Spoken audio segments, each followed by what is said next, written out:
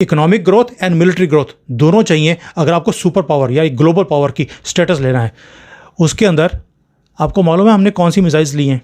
Hunter missiles. अब ये Hunter missile क्यों लिया हमने? क्योंकि आपको मालूम होगा चाइना ने एक वो बनाया था bold road and belt initiative. उन्होंने बोला यार तुम तो बेल्ट को यूज़ करोगे लोगों को हाँकने के लिए, अब तुम्हें हाँकने के लिए हमें हंटर चाहिए। भारत के कश्मीर जम्मू कश्मीर से सामने आई है। भारत के कश्मीरियों ने नारे लगाए हैं तो और बलूचिस्तान को हिंदुस्तान का हिस्सा बनाएंगे। This is a big move क्योंकि ये मिसाइल्स हमारे हेलीकॉप्टर्स के ऊपर, प्लेन्स के ऊपर लगेंगी and we are going to manufacture them now in India also. आज भी पाकिस्तान का प्रिंसिपल स्टैंड है कि जब तक ये कश्मीर का मामला हल नहीं होता, ये कश्मीर की खुसूसी हैसियत वाला मसला, तब तक मुज़ाकरात नहीं होंगे। कश्मीरी मुजाहिदीन से भी मेरा इंटरेक्शन रहा है किसी दौर में, तो वो मुझसे ये कहते थे कि जिस दिन भी हमें आज़ादी मिली पाकिस्तान का पानी बंद कर देंगे, हमें नहीं चाहिए पाकिस्तान।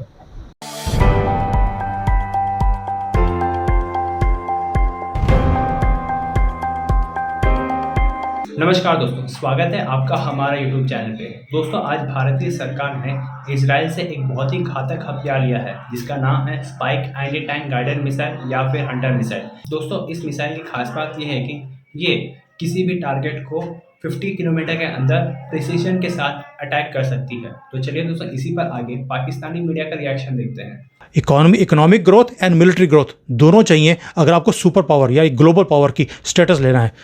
उसके अंदर आपको मालूम है हमने कौन सी मिसाइल्स ली हैं? Hunter missiles. अब ये हंटर मिसाइल क्यों लिया हमने? क्योंकि आपको मालूम होगा चाइना ने एक वो बनाया था bold road and belt initiative. उन्होंने बोला यार तुम तो बेल्ट को यूज़ करोगे लोगों को हाँकने के लिए, अब तुम्हें हाँकने के लिए हमें हंटर चाहिए क्योंकि बेल्ट का मुकाबला तो हंटर ही कर सकता है। और जियो पॉलिटिक्स में ऐसे ही चलता है कि आपको दूसरे की चीज़ देख के उसके हिसाब से, ये तो चलो मैं एक एनालॉजी बना रहा हूँ, it's not like this only कि बेल्ट के हिसाब से हंटर लिया हमने, but this is a big move क्योंकि ये मिसाइल्स हमारे हेलीकॉप्टर्स के ऊपर, प्लेन्स के ऊपर लगेंगी and we are going to manufacture them now in India also. This is game changer because ये मिसाइल्स हमें ज़रूरत थी और हमने बड़े टाइमली लिए हैं और लिया भी चाइना के लिए हैं। पाकिस्तान की ज़रूरत ही नहीं है क्योंकि उनको तो बिना गोली मार के हम मार देंगे, चिंता नहीं करो। So we are going in the right direction. Last military में एक और काम किया हमने, ड्रोन मैन्युफैक्चरिंग। जो पहले 2022 तक हम सारे के सारे ड्रोन्स चाइना से इंपोर्ट करते थे, 22 में हमने बंद कर दिए कि यहाँ से अलाउड ही नहीं है। ड्रोन को हमने बैन ही कर दिया, बाहर से आप इंपोर्ट नहीं कर सकते। कोई भी किसी को भी ड्रोन बनाना है वो भारत में ही बनाएगा तो ही लेंगे। और दोस्तों 1 साल के बाद 25 कंपनियाँ ऐसी हैं भारत की जिन्हें लाइसेंस मिल गया है कि वो ड्रोन बना सकते हैं। पार्ट्स अगर आपको इंपोर्ट करने पड़े तो आप कर सकते हो, बट उसका भी टाइम फ्रेम है कि ये पार्ट्स भी अब हिंदुस्तान में ही बनने चाहिए। We will not allow anybody to import things from outside.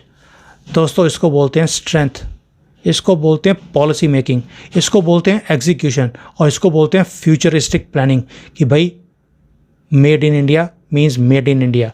कुछ भी बाहर से नहीं आएगा, हम अब यहाँ से बनाकर दुनिया को देंगे। दुनिया का बनाया हुआ माल हम नहीं लेंगे।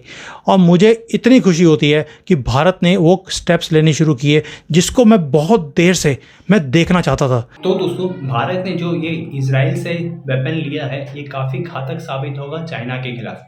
चाइना के जितने भी टैंक्स हैं ये मिसाइल्स डिस्ट्रॉय कर सकते हैं। और दोस्तों अब हमारी सरकार ये भी प्लान कर रही है कि इसे मेक इन इंडिया के तहत बड़ी मात्रा में भारत में ही बना जाए। तो दोस्तों इसके साथ साथ भारत मेक इन इंडिया पे काफ़ी ज़्यादा फोकस कर रही है, खास करके डिफेंस जो भी वेपन्स हैं। भारत ने काफ़ी सारे डिफेंस वेपन्स के इंपोर्ट्स पे बैन लगा दिया है और ड्रोन्स पे भी बैन लगा दिया है, जिसके वजह से अब भारत की ड्रोन इंडस्ट्री भी काफ़ी तेज़ी से बढ़ रही है और भारत वर्ल्ड क्लास लेवल के ड्रोन्स भी बना पा रहा है। तो दोस्तों इस वीडियो में इतना ही। मुलाकात होगी आपसे अगली वीडियो में।